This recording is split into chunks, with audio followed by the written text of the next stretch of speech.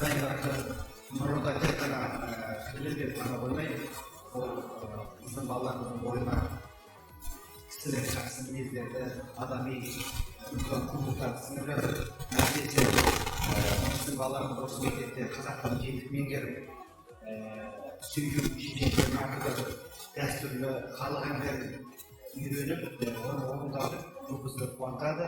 Осындай білім ордасында оқыған біздің балаларымыз бақытты. Осындай миллиондаған ата-аналардың ішінде балаларымыз осындай жақсы орында оқытқаны үшін біз де бақытты боламыз.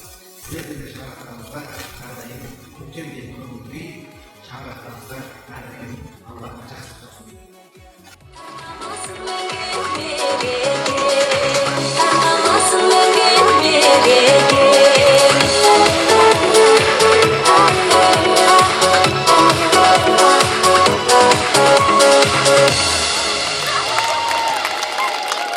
Көп рахмет, мереке құтты болсын.